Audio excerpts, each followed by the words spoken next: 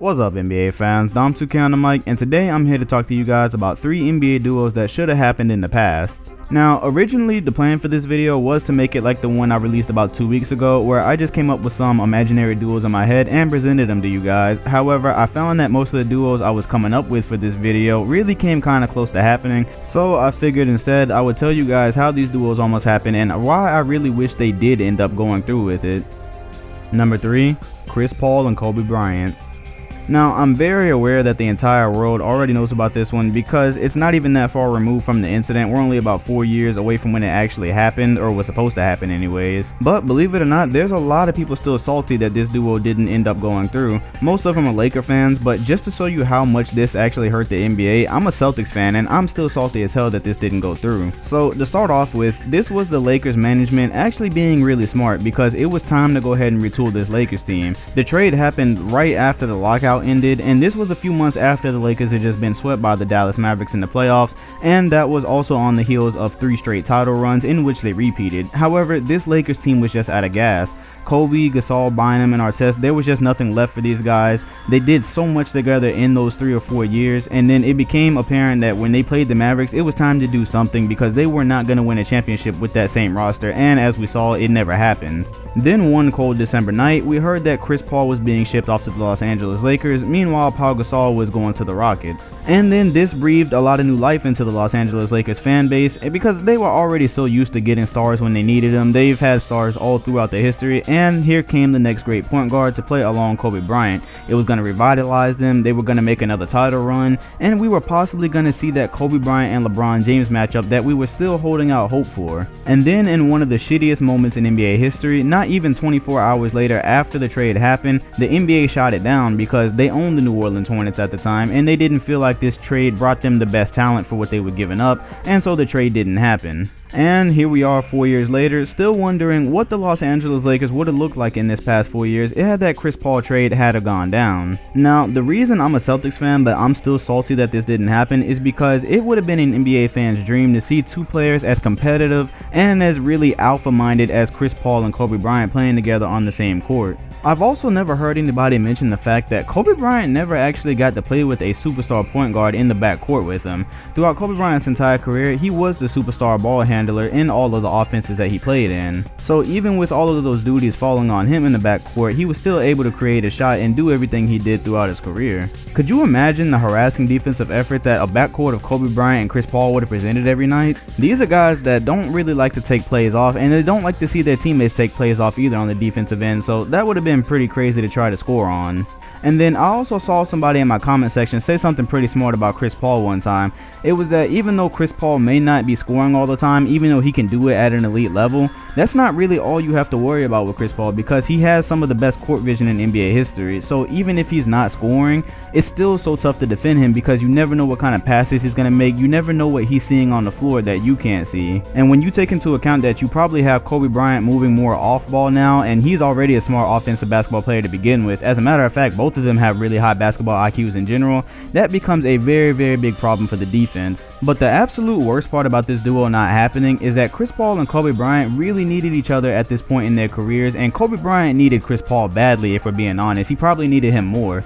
Chris Paul went to join the Clippers and is still not won anything just yet, and when this trade would have happened, Kobe Bryant went on in the 2012-2013 season to have one of his best years playing basketball. The dude was putting up about 27 points, something close to like 6 rebounds and 6 assists, and he was doing that on 46% field goal shooting, and this was at the age of 34. Of course, doing all that carrying of that injured Lakers roster that season, he ended up getting hurt himself, and that was basically the end of his career as we know it. However, if you would have had that Chris Paul trade go through, Kobe Bryant likely never gets injured because he probably wouldn't have had to take on all those ball handling duties so late in his career. He wouldn't have had to push as hard, just wouldn't have had to produce as much. And I've really got no doubt in my mind that Chris Paul and Kobe Bryant as a duo were good for at least one more championship for Kobe Bryant's resume, and Chris Paul would probably have a ring by now as well. But the NBA nixed it, and we're just left asking, what if? Number 2, Michael Jordan and Clyde Drexler. When you look back at all the championships Michael Jordan won, the All-Star appearances, the MVPs, defensive awards, and the countless number of accolades that he got, could you imagine all of that having happened in another jersey other than Chicago's? You probably couldn't because, well, that's where all of it happened, and he's synonymous with Chicago. That's where his legacy is. But all of that really became dangerously close to happening in a Portland jersey and not a Chicago one. During Michael Jordan's draft year in 1984, the Blazers actually came close to getting their hands on Hakeem Olajuwon first, but they lost out on that one too because of the coin flip thing that they used to do to get the draft picks. So Hakeem went to the Rockets, and that left the Blazers choosing between the big man Sam Bowie and Michael Jordan. Now, you might make jokes about them picking Sam Bowie over him and how they missed out on the best player of all time, but it made total sense back then. First of all, the Trailblazers were already drafting guards every year, and they already had Clyde Drexler, who was seen as a guy that could do everything Michael Jordan would be able to do, so it didn't make sense to really draft a second guy like him back then. And the other part of that is, in the 1980s, this was a big man game. In 1980s, 1990s, we know that was the golden era of big guys, so you needed a big guy to complement Clyde Drexler, and that's what they thought was going to win championships. Now, that might have happened, but injuries derailed that, and Michael Jordan ended up going to the Chicago Bulls and performing at an extremely high level from his rookie year. Now, there's no question that when you think of Michael and Clyde on the same team, it gets very fun pretty quickly because you have two high-flying players that nobody can really guard one-on-one. They do much of the same things, just at a slightly different levels, but that probably wouldn't have mattered because with what Michael came into the league doing, if he had had any help at that time, there's no question that they would have probably been winning championships slightly earlier than he ended up doing.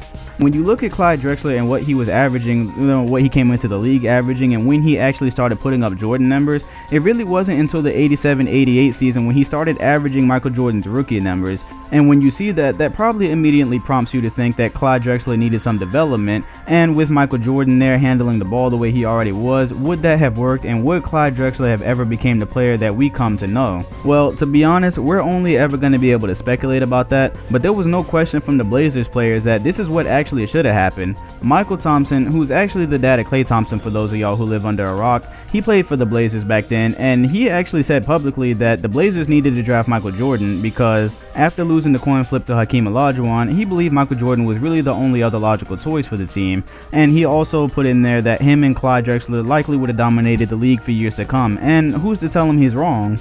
Clyde Drexler himself thinks that they definitely would have dominated because according to him, they could both play three positions. They were capable of playing point guard, shooting guard, or small forward. So he tends to think that out of those positions, they could have found two of those that would have worked and they would have been able to have a really good flowing offense. However, as fate would have it, MJ ended up on the Bulls and dominating him about 8 years later in the finals, and the rest is history really.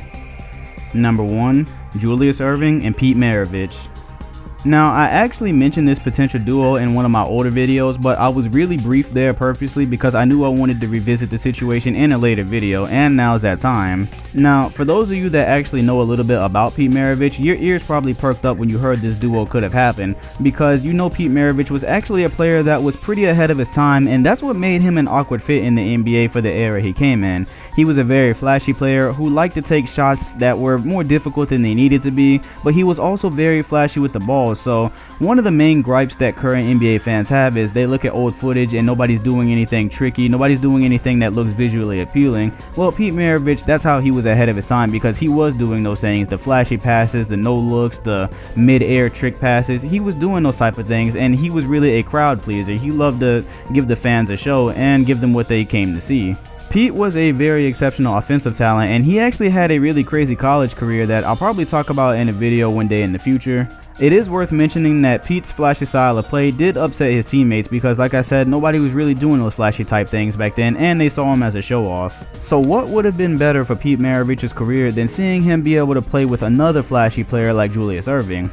That came dangerously close to happening in 1972 because Dr. J was looking to make the jump from the ABA to the NBA. He was under contract for the Virginia Squires, but because of some situation with his agent, he just wanted to go ahead and get away from that, and also the ABA was not a financially stable league. So he signs a contract with the Atlanta Hawks, but what happens is, like I said, he's still under contract over here for the Squires. So he just hopes it blows over and that the Hawks can do something to retain him, but when the season starts, the Squires end up taking him to court and getting him to not be able to just abandon the contract, because if you know anything about law, you really can't just do something like that. So the Squires ended up winning that case, and one of the craziest duos in NBA history did not end up happening over a contract dispute.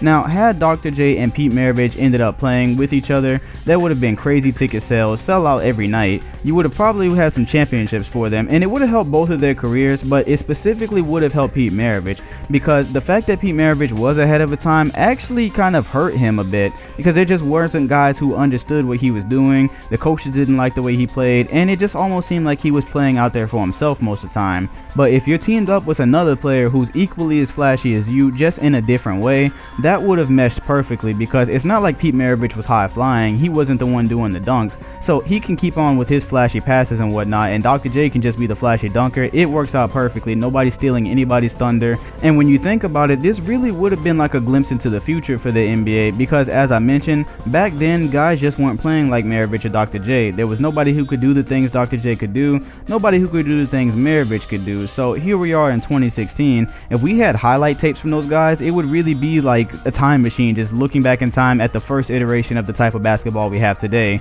Would have been a really cool thing to see, but as with the other two duos, it just was not in the NBA God cards. And there goes the video. Those were three duos that should have happened in NBA history, not only because they would have been very fun to watch, but because the circumstances were right and they were really only a hair away from happening. But you know, I guess you could say we got robbed of them. If there's any duos that should have happened in NBA history, even if they didn't come close to happening, just some that you would have liked to see, leave those in the comment section. I'd love to read them. Like, comment, and subscribe if you enjoyed. I'm Dom2K, and I'll see you guys on the next video.